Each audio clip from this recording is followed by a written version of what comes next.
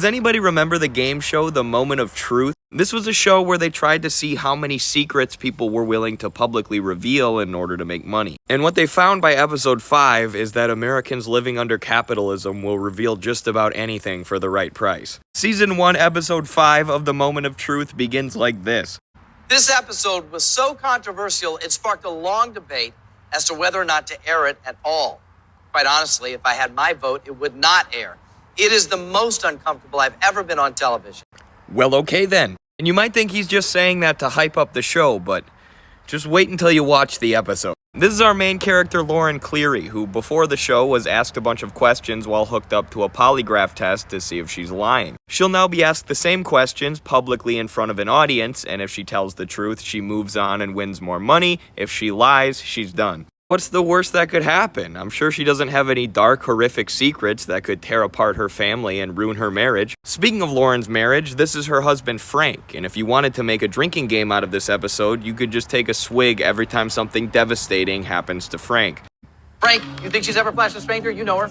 I flash strangers, so I'm sure she's flashed strangers. So I think she That wouldn't surprise you, huh? Not at all. Laugh it up, Frank. You have no idea how bad it's about to get. Lauren answers a few questions that are pretty tame, but shows a few red flags, like saying that she would rather give food to a puppy versus a homeless person because puppies are cute and homeless people are gross and dirty.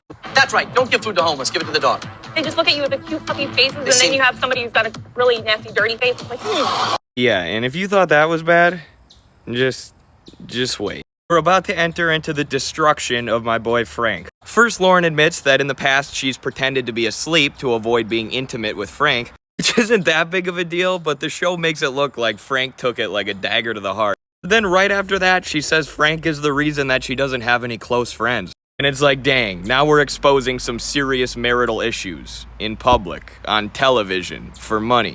Do you blame your husband for your lack of close friends? yes, I do. Ouch, right in front of the family and everything. And by the way, Lauren doesn't think her family is proud of her, which might seem harsh, but it will make more sense as the episode continues. Mom and Dad, are you proud of her?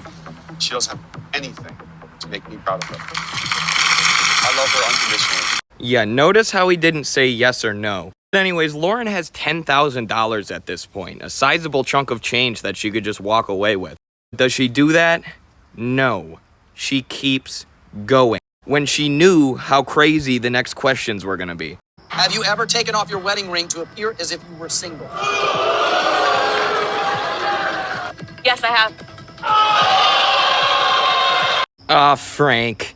I'm so sorry, Frank. How could they do this to our boy? Everybody playing the Frank drinking game. Take a shot. It's only gonna get worse, because now it's time to ask Lauren if she was in love with her ex-boyfriend on her wedding day. Frank can't believe it. He's shaking his head. Nah, that didn't happen. The mom is over here giving a freaking death glare. And how do you think Lauren answers this question?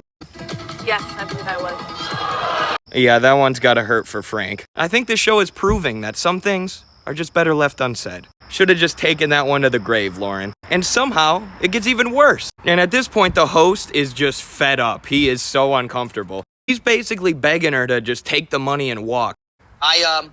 I don't think you really are ready for number 15, but if you want it, I'm going to give it to you. Okay? You're making this worse than it is.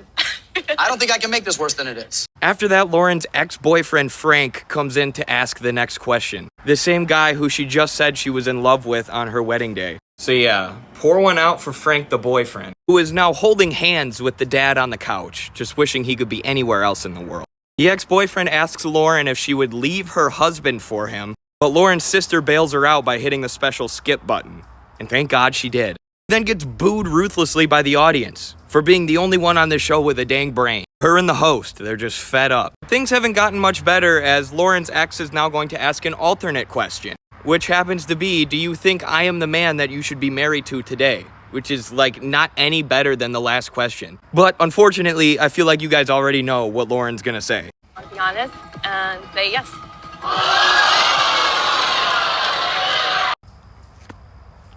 How?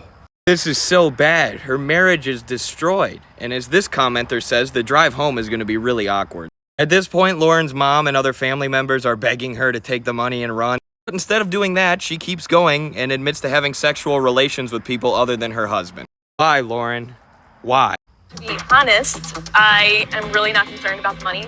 I feel a lot better getting everything I need to get off my chest. Yeah, and why not do that on national television, you know? At this point, Frank is down for the count. It just can't get any worse for this guy. I don't even know how there are any more questions, like how could this get worse? But they do. They keep going. Next, they ask Lauren if she thinks she's a good person, and she answers yes, which is a questionable answer, but I'd say most people think that they're good. False.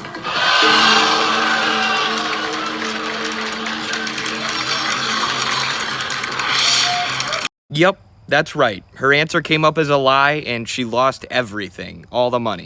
In the end, she told the truth to her family, her husband, and America, but she couldn't help but lie to herself. To me, this episode stands as an example that capitalism will commodify anything. At the beginning, they gave their little speech about not wanting to air this episode, but guess what? They did, and it got really good ratings. They commodified this woman's marital problems and her infidelity and sold it to America. And this individual working hard to make ends meet at a hair salon was willing to admit more and more and more stuff to try and get some money.